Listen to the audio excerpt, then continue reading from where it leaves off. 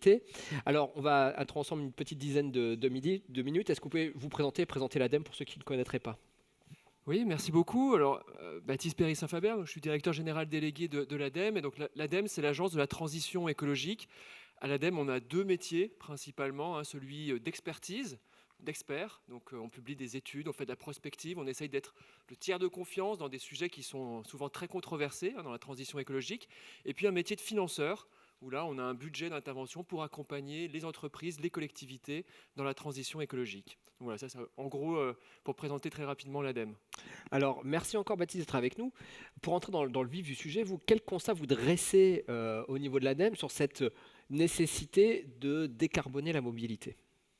Alors, déjà, premier point, c'est qu'on en est au tout début du voyage, je dirais, dans la décarbonation de la mobilité, hein. Vous savez, les transports, mobilité, c'est 30% des gaz à effet de serre aujourd'hui, et ça a plutôt tendance à être stable. On est juste au tout début de la décroissance des émissions, donc on est au début.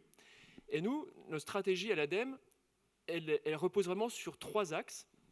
Si on veut atteindre un monde décarboné, il faut d'abord qu'on arrive à maîtriser la demande. Donc là, c'est tous les enjeux de transformation des comportements, hein, tous les enjeux de sobriété, comment on fait pour faire de la mobilité douce, pour remplir les voitures en covoiturage. Donc là, c'est la maîtrise de la demande. Ensuite, deuxième axe, c'est comment on fait pour faire du report vers des transports collectifs ou vers du mode massifié de transport de marchandises au maximum. Donc ça, il faut pousser les curseurs. On a encore de la marge. On ne pourra pas tout faire avec les modes massifiés et les transports collectifs, mais il faut qu'on pousse au maximum les curseurs. Et puis, troisième axe, c'est comment on fait pour optimiser en fait, les technologies existantes, comment on va électrifier les véhicules, comment on va faire des avions bas carbone. Donc là, c'est l'optimisation technologique. Donc ça, c'est nos trois axes de notre stratégie, et toute notre expertise, tous nos moyens d'intervention s'inscrivent dans ces trois axes. Alors, selon vous, quelles seraient finalement les principales transformations de la mobilité quotidienne dans ce contexte? Alors, quand on se projette dans un monde décarboné, on espère d'ici 2050, donc évidemment dans le quotidien, nous on a fait de la prospective avec des scénarios à 2050 où on combine des hypothèses, où on renforce plus ou moins la sobriété dans les comportements ou plus ou moins de la technologie qui vient remplacer les technologies existantes. Et quand on combine tout ça, on se rend compte qu'on peut accélérer dans les scénarios les plus sobres la mobilité douce. Un scénario, on multiplie par 12 les kilomètres qui sont réalisés en vélo. On peut pousser le transport ferroviaire jusqu'à 20% si on fait vraiment le maximum. Mais ensuite, on voit bien qu'il va falloir décarboner la route. On aura toujours besoin de transporter des marchandises. Il y a plein de territoires ruraux, territoires peu denses, où tout le monde ne fera pas du vélo, et il n'y aura pas de train, il n'y aura pas forcément du transport collectif, et tout le monde n'aura pas accès surtout à des véhicules électriques, des SUV électriques à 50 60 000 euros. Donc ça ne marchera pas. Et donc c'est pour ça qu'on s'est dit, sur ces territoires où les options collectives, où le vélo ne sera pas possible, on s'est inspiré de ce qui existe déjà en Asie du Sud-Est, où vous avez en fait des petits véhicules qui sont entre le gros vélo cargo et la petite voiture électrique. Ces véhicules qu'on appelle des véhicules intermédiaires, alors on essaie de leur trouver un petit nom, alors on les appelle les vélis, faut qu'on trouve un nom, mais en tout cas ces véhicules existent déjà et sont déjà massifiés en Asie du Sud-Est. Aujourd'hui, les constructeurs européens et français sont encore très peu sur ce segment-là.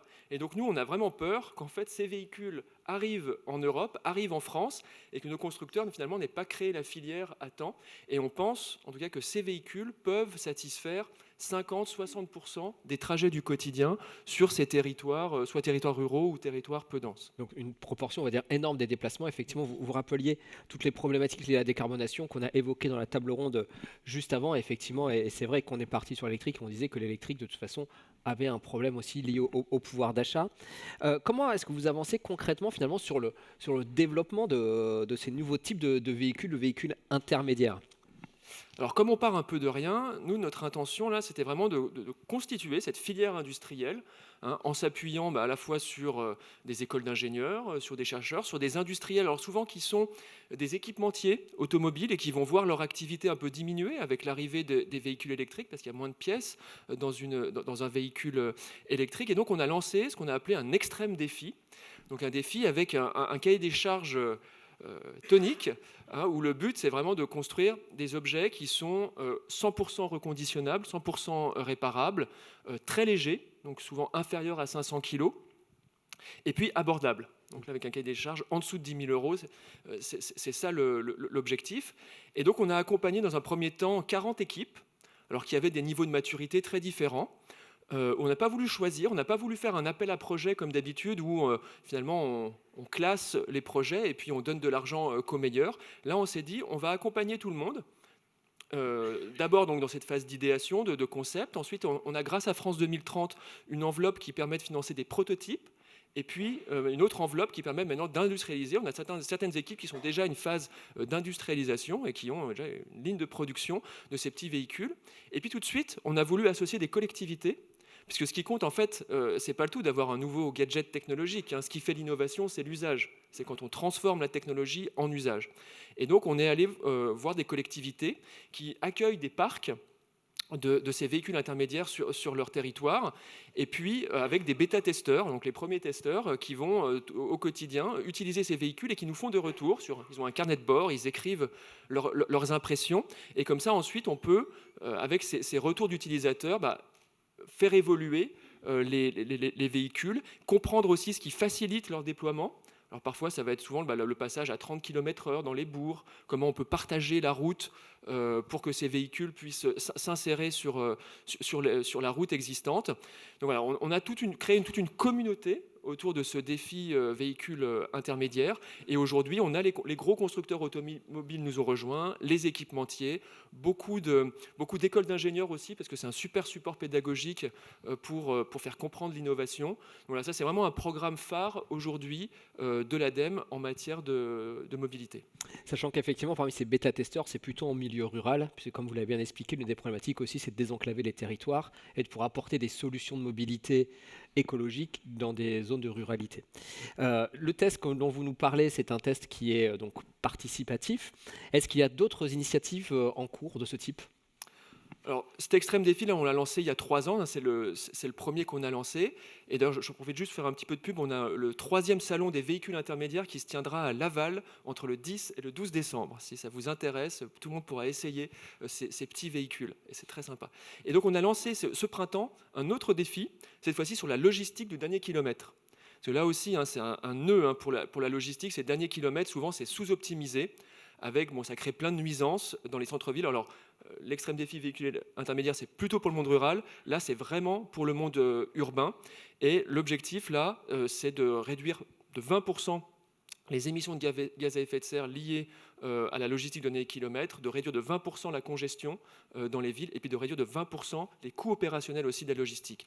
Et pour ça, on veut s'appuyer sur des exemples de centres de distribution urbains mutualisés, où là, pareil, il y a des collectivités, il y en a à Bordeaux, par exemple, à Lille, où il y a des expériences où la collectivité va mettre à disposition une sorte de hub logistique qui va être partagé. Et grâce à ça, ça permet vraiment d'optimiser les trajets qui vont vers les destinataires finaux en ville. Donc ça, on lance. Là, pareil, on accompagne une vingtaine d'équipes qui ont des concepts un peu différents. Là, la particularité, c'est vraiment qu'il faut embarquer les collectivités, là encore, pour créer ces hubs mutualisés. Alors, vous nous avez parlé effectivement à la fois de la partie véhicule, la partie hub logistique, pardon, en nous donnant des exemples concrets. Pour autant, quels sont les freins que vous allez rencontrer dans le déploiement de ces innovations ? Alors, le principal frein, je dirais, il est un peu structurel, c'est que pour l'instant, dans les modes de soutien public qui existent, on est très peu encore acculturé à ces mécanismes d'appel à commun. Comme je le disais, on fait souvent des appels à projets. Donc on classe les gens, et puis l'argent qui ira à un projet, il ne va pas à l'autre. Là, on a voulu complètement changer d'approche en se disant, en fait, il y a des problèmes où il ne faut pas que chacun réinvente la roue. Il faut qu'on craque des sujets, des briques en commun, typiquement sur les véhicules intermédiaires, le sujet de la batterie, le sujet du cadre, le châssis, il y a plein de briques technologiques. On a forcé ces équipes à travailler en commun. Et ensuite, donc on ne va pas les mettre en compétition tout de suite, on les met en coopétition, donc c'est de la coopération. Et c'est ensuite dans les usages que là, on va laisser le marché voir finalement c'est quoi le véhicule qui va trouver le plus sa demande. Et donc l'innovation sera vraiment transformée en innovation quand elle aura trouvé sa demande. Mais dans un premier temps, c'est cette logique d'appel à commun qu'on essaye de développer à l'ADEME et qui est un peu nouveau. Et il faut faire passer le message aussi auprès des pouvoirs publics. Et on pense que sur des sujets comme ça où on n'a pas beaucoup de temps, enfin, c'est pas la peine que chacun réinvente la roue, il faut travailler en commun et ensuite la compétition aura lieu de toute façon dans les usages. Après, il y a les forces du marché qui joueront leur jeu. Et donc, on l'a bien compris, cette méthode, en tout cas, a pour vocation de favoriser finalement l'innovation, puisque c'est en travaillant ensemble et pas les uns contre les autres qu'on arrivera à aller plus rapidement au but. Je crois que vous avez parfaitement résumé, là j'ai rien à ajouter. Très bien, bah écoutez, merci beaucoup. On peut encore vous applaudir, Je merci vous en prie. pour nous expliquer ce qu'a fait l'ADEME. Je vous laisse vous retourner.